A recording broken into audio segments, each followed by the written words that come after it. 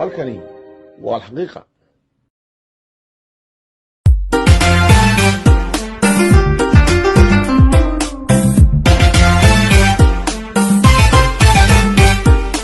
warka xiisiyo xaasha ka qarsooniyo halkaa dahsoona alxaqiiqa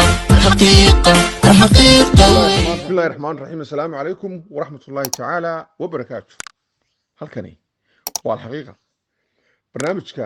aan maanta soo qaadanaya waxa uu noqonayaa golaha wakiilada jamhuuriyadda somalilan oo shirkii ugu dambeeyey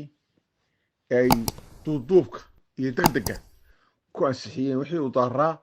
iyo waxa ka dhex muuqanaya. barnaamijkeenu kaasaan ku dul istaagaya. aan bilaabee guddoomiyaha golaha wakiilada iyo golaha wakiilada ee cusub waxaa iiga dhex muuqanaya oo aan in badanna ku celcelinaya qaladaad ku talagal ah, taasoo la doonayo in wixii soomaaliya ka jiray iyo isqabsigii sharci ee soomaaliya ka jiray loo soo xawilo somalilan, taasoo aanu sibir saarayo inuu ejen u yahay guddoomiyaha cusub ee golaha wakiiladu iyo xubno golaha wakiilada ku jiraaba in kale oo loo kala oo ayagu aan gaadhsiisnayn wuxoodu meel fog na uu haysto, kuwaasoo isaga dhigayo inay isku arrin yihiin ama isku mabda yihiin ama isku xisbi yihiin. waxa uu matalayaa guddoomiyuhu inuu yahay xisbi mucaarada ka tirsan yahay oo wadanan la yidhaa, laakiin arrintiisu waa ka fogtay sida anigu aan qabo iyo sida iga dhex muuqata iyo ficilada muuqanaya way ka fogtahay. in dawaa'il ku xidhan yahay ayaa ii muuqata. waxaa ii muuqata imika in shidaalka isagu isku sii shubay hadhowna cidi ku shuban doonto. dowladda soomaaliya maanta sirasanna markay soo toosto mashiinka cabdirasaaq khaliife istaaran shidaalka lagu shubi doono. dowladda soomaaliya waxaynu ogeyn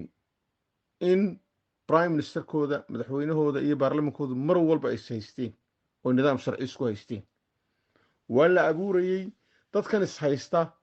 waxaa ku kala xidhnaa dawaa'il oo kala taageerayay.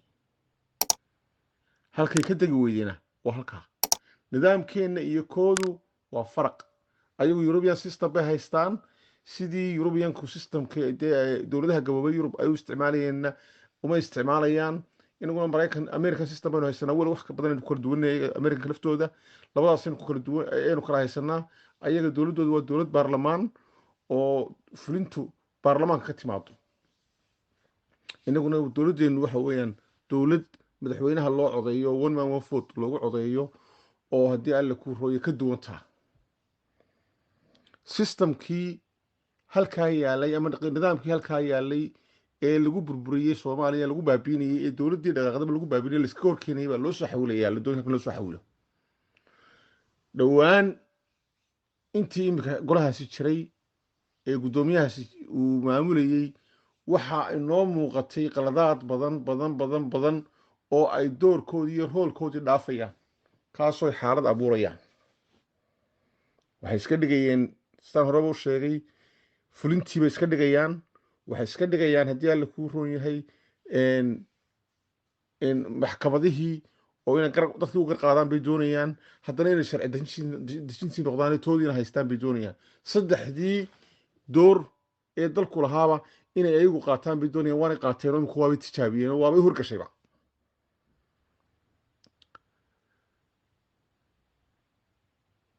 mooshinkii ugu dambeeyey ee ay yidhahdeen darajooyin baan ku bixinaynaa haddii alla kuu roon yahay degmooyinka dalka qaar ka mid ah, waxay sharciyan noqonaysay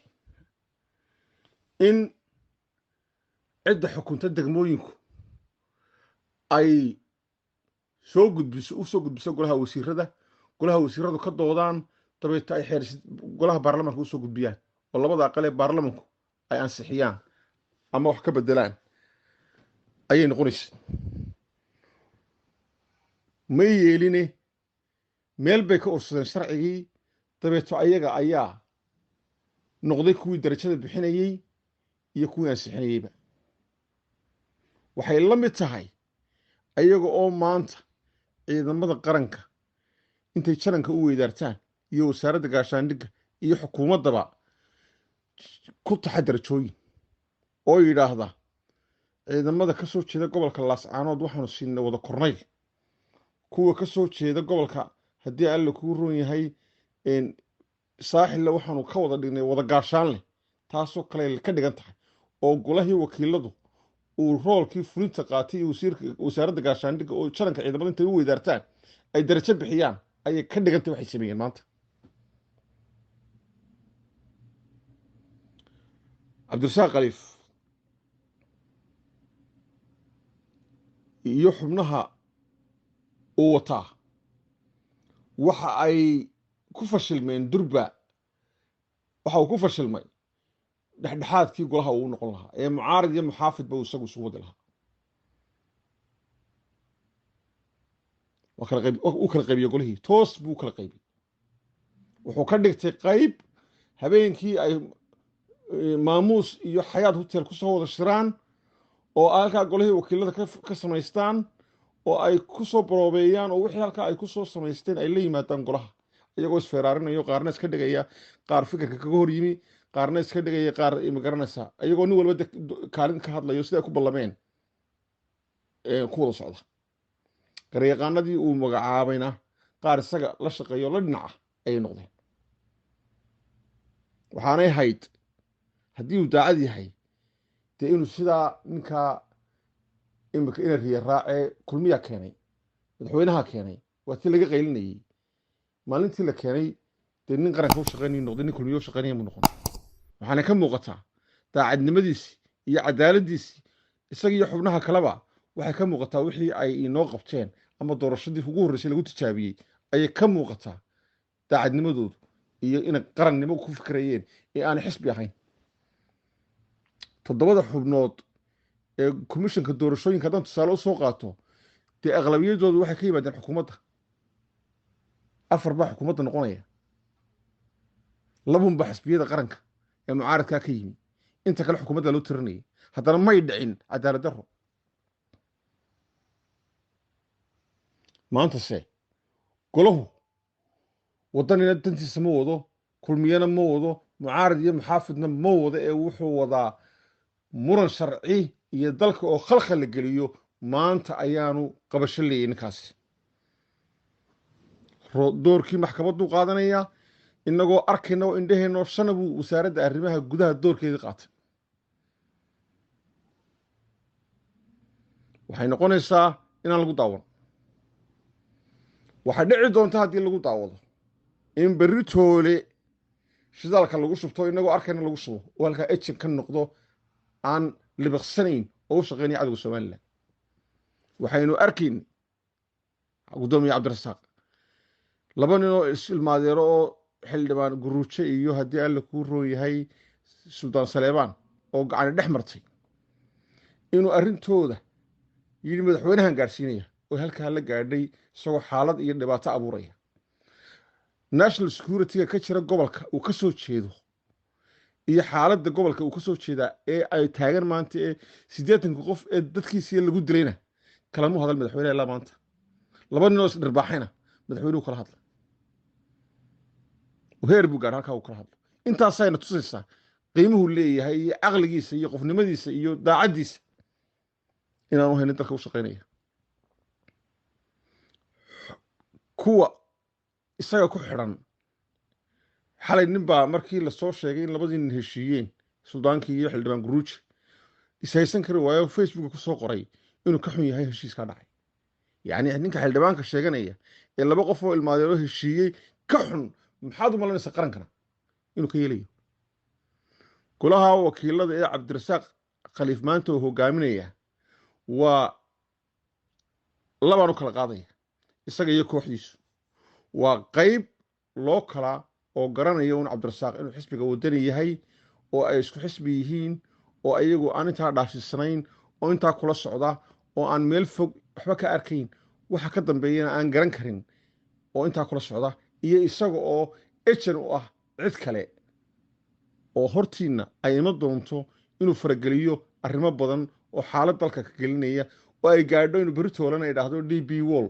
iyo horumarka dalka uu ka hadlo ayaa ima doonta haddaan laga hortegin maanta maxaa inagala gudboon waxaa inagala gudboon dowladda oo fulintiya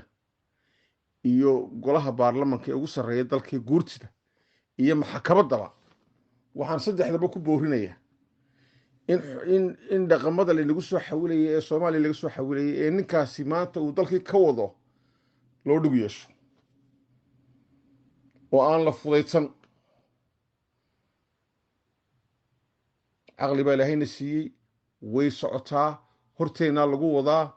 haddii alla kuu roonyay ninkii la rabay inuu dowladda ku ilaaliyo sharciga ayaa isagu sharci darradii samaynaya oo fulin noqonaya oo maxkamad noqonaya oo horteena ku wada wixii oo xaalad abuurayo ka gaadhay heer laba qof oo islaayo ilmaadeera inuu madaxweynaha kala hadlaya iyadoo gobolkiisii dadkiisii lagu leynayo waxaan soo jeedinayaa madaxweynuhu inaanu is dhigan guurtidu inay arrintaa u dhug yeelato maxkamadda sare iyo xeer ilaalintu inay arrintaa u dhug yeeshaan ninkaasi uu ka wado dalka wasalaamu calaykum waraxmatullaahi tacaala wabarakaatu